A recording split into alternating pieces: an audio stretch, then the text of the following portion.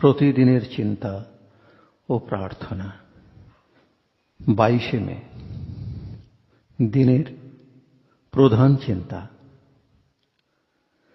সকল ধর্ম নির্দিষ্ট শিক্ষার উদ্দেশ্য এই যে তাহার অনুগমন করিয়া আমরা পবিত্র, প্রেমমণ্ডিত, নম্র ও নিঃস্বার্থ হইব। মুখস্থ করা যায়, কি সুন্দর সৌরভ লাবণ্যমণ্ডিত, দেখি আমি তব মুখ গভীর বিস্ময়ে।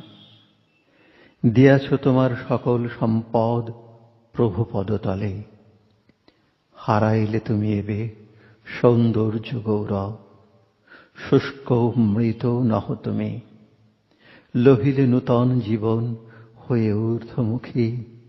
ধন্য তুমি পূর্ণ প্রস্ফুটিত ফুল।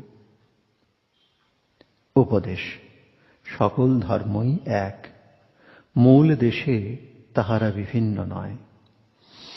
প্রত্যেক ধর্মই আমাদের পথ দেখাইয়া বলে, ঊর্ধ্বমুখী হও, ভগবানের দিকে তাকাও।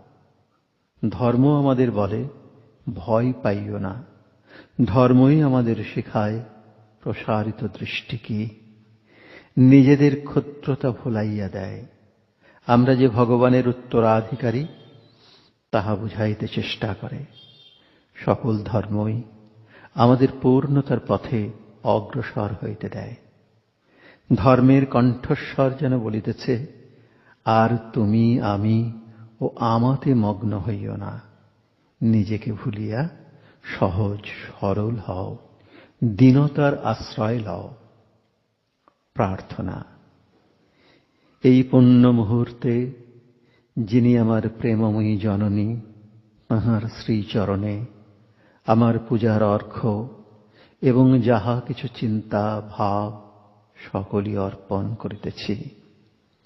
তিনি যেন আমাকে তাঁহার কোমল রক্ষণ ক্রোড়ে স্থান দান করেন এবং আমাকে নম্রতা ও নিঃস্বার্থতার পথে চালিত করেন।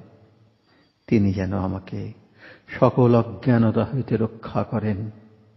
তাঁহার পূর্ণ শান্তি যেন আমাকে আবৃত করিয়া রাখে।